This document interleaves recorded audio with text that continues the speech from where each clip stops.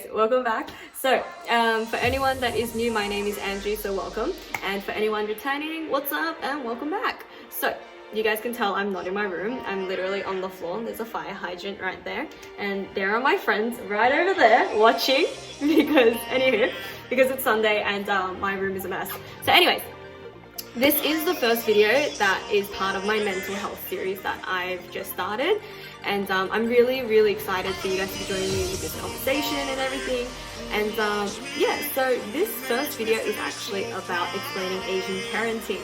So, you know, hands up who's got Asian parents. But anyway, so please note that all of these stuff that I'm going to be discussing is literally from like my own experience and opinion. And like, so it's not 100% every Asian parent. I actually can't. My friends are freaking like, we know you're there. Oh no.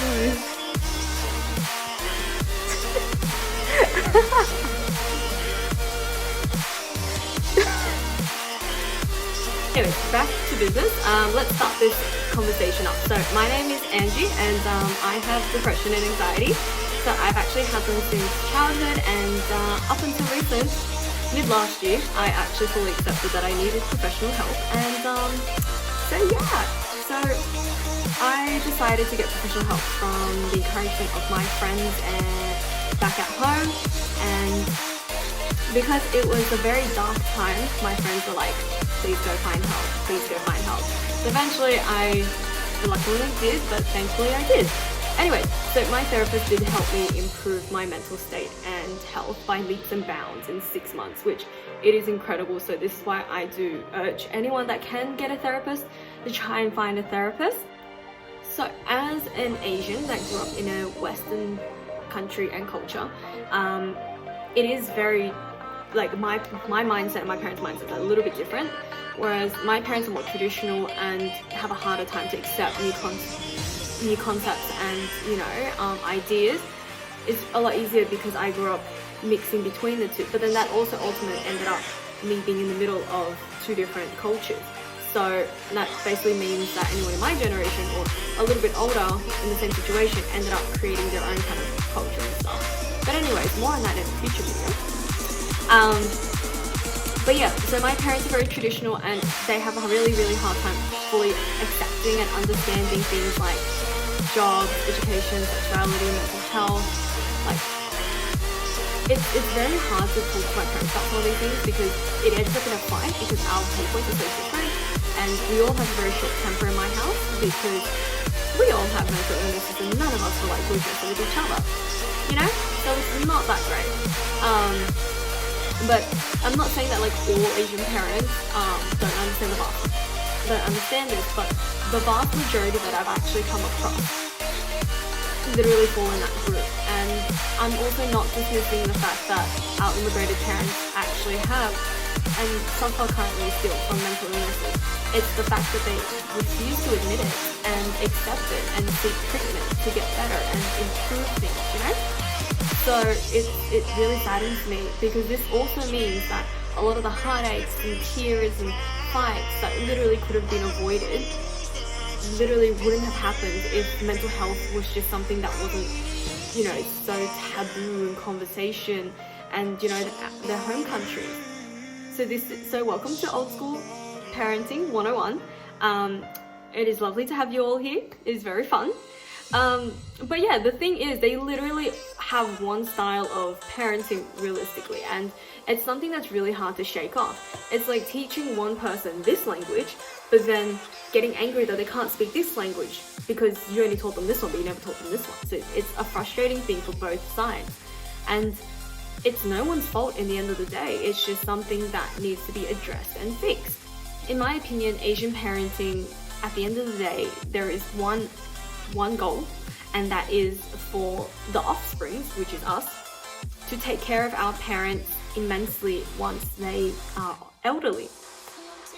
And to me, I think that is such a flawed outlook on the whole thing of having kids.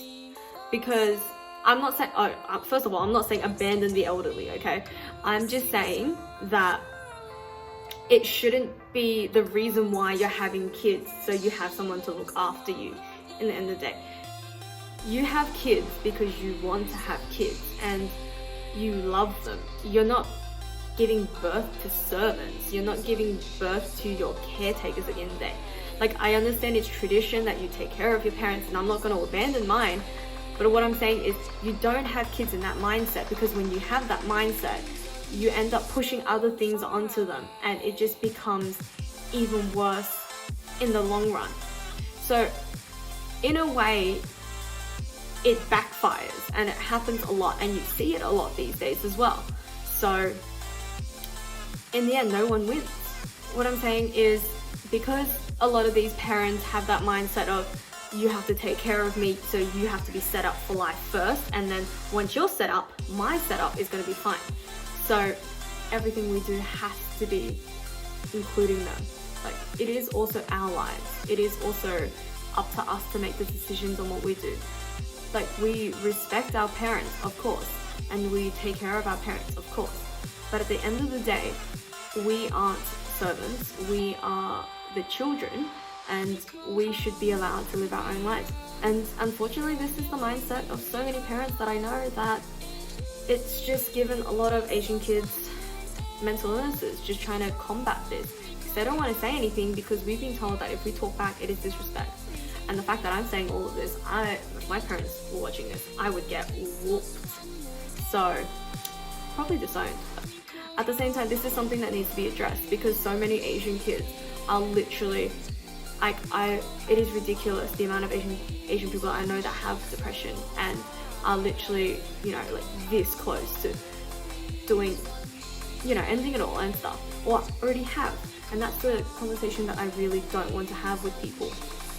This light's freaking me out because it keeps turning on and off. I can think it's a ghost, but it's just my friends over there. Anyways, at the same time, they are set on this traditional mindset of the best way to be stable in life is to find a good husband. But what if I don't want a husband? What if I want to bring a girl home? What if I would prefer to be alone? If they want grandkids, I'm happy to adopt. Like, the thing is, times are so different. There are so many more opportunities, and there's so many different options that they need to start learning how to be a little bit open-minded. But at the same time, I completely understand that they're very old and stuck in their old traditions. But they have to be up and willing to start accepting these things, because, like, I'm the eldest in my family, so I'm already rebelling against my parents. My younger brother's already starting to rebel because he's sick of the things that they're saying to him. I can't imagine what my youngest brother's going to be like, because I'm probably the most mild one out of all of us so far. Basically, a lot of Asian parents also try to live their lives through their kids, and that's because they were denied certain things or they weren't given the opportunities, and now their kids are given it, they want their kids to take it, but their kids don't want to take it. And so we're all very, very familiar with this scene. Dad, I'm not going to play football anymore. But it's your dream. Dad, it's your dream. Dramatic gasp. So literally that happens way too much in an Asian household as well. They deem one occupation as stable and then deem every other occupation as unstable. And they have to make sure it's stable, which is understandable, because these parents did come from literally like nothing in a way when they moved over here. They either lost everything, or they've given up everything to be here, or they literally had nothing to begin with and starting afresh. So they want us to be better than them, of course, but at the same time, they don't realize the amount of pressure that they're putting on some of these peeps is so much that, like, a lot of us can't take it anymore.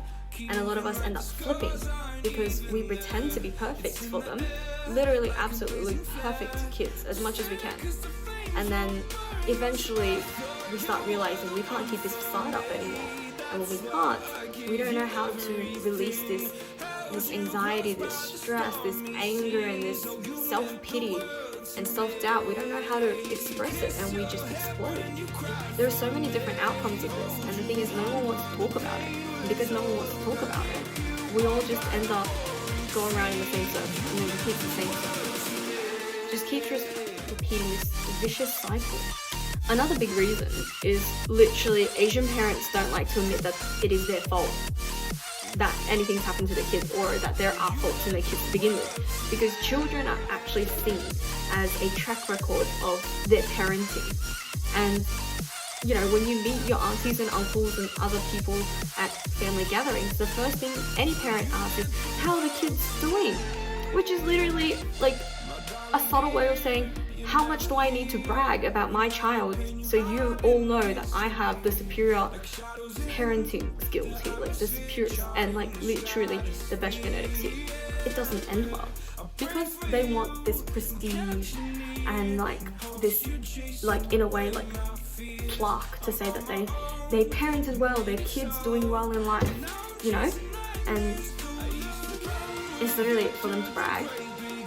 And it's so sad, because this pressure then ends up, you know, killing and eating away at the kids who don't know how to say anything. Like, I was trying to be the perfect child. I listened to absolutely everything. I studied whatever they told me to. I attended any classes they told me to. Things like, you know, piano, singing, tutoring, taekwondo, dance, gymnastics, anything they told me to do, I did. And eventually it just took such a big toll on me, because I was a dumbass and I didn't know what to think of myself, because I was like, okay, I have to listen to my parents know what's best, you know? And so I listened to absolutely everything. And then eventually it got to a point where I didn't know who I was. I didn't know what I wanted. I wasn't a person. I was just a puppet that my parents were like, I'm gonna do this, I'm gonna do that. They always were like, you have to be good at something and you need to keep doing that in order to be someone. And so I kept thinking that, and I literally would keep doing taekwondo and just keep pushing. And then eventually just got to a point where I started hating taekwondo, and I hated myself, and I hated absolutely everything and everyone. And so I exploded. I started rebelling. Like, hold on, my rebellion was very, very soft. Like, it was very harmless. Like, I just had dyed my hair like this, and I just got like my second and third piercings done. Like, my parents are like, you were a gangster. I had pink hair for 3 days with you guys, not even. Other than that, I tried not to have as many breakdowns as possible in front of them, because I didn't want to have that conversation with them anymore. It was just something that wasn't worth it. So yeah, trying to be a perfect child in an Asian family is literally so hard to do, because you literally can't, because you end up putting even more pressure on yourself trying to keep it away from them as well. So I tried to keep everything in, and then I started crumbling. And so one day I literally broke down in math, and I got sent to the counsellor, and they called home, and my dad was like, yo, can we not say this stuff in front of your mum?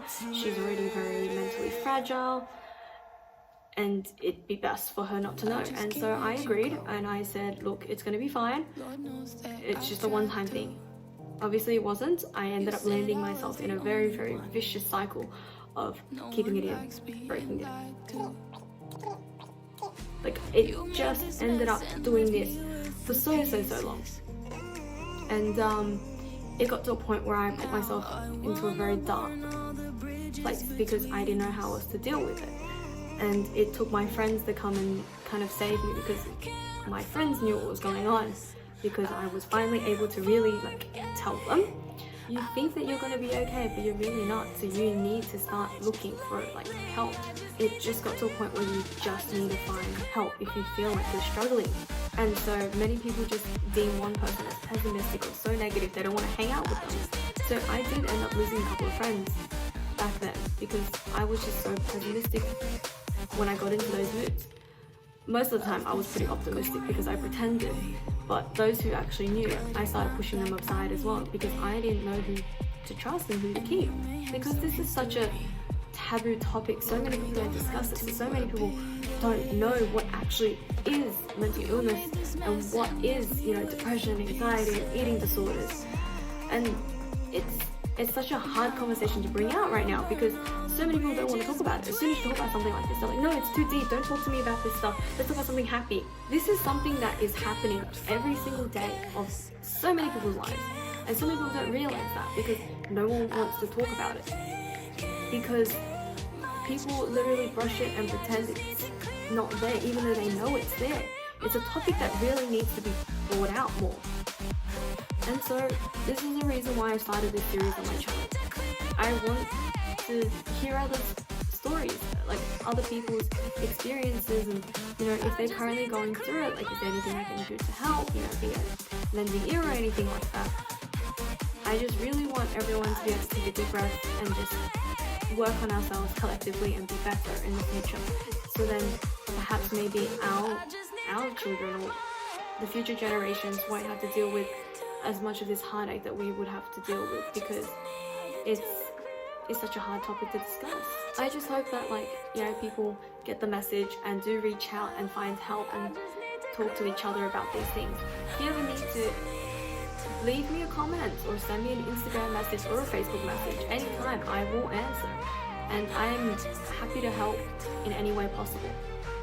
And so in my upcoming videos, I want to go through methods my therapist used with me to get through a lot of these things, and also self-help methods that I found that helped quite a lot, especially ones that I found were very effective for myself, or any other ones that I found that I've heard that work really well as well. And I would love to do Q&As with this series as well, just so people are feeling more open about these things. You guys can literally ask me anything. I'm happy to answer anything like that. So yeah, that's pretty much what this series is about. I would love for everyone to be a bit more open about things and just more accepting, and just a big group hug, really. So yeah, don't forget to like and subscribe and just send me messages anytime, guys. And I will see you guys in the next episode of the mental health series. I will come up with an episode. We'll see how we go. But anyways, love you all. Don't forget to smile, and I'll see you guys next time.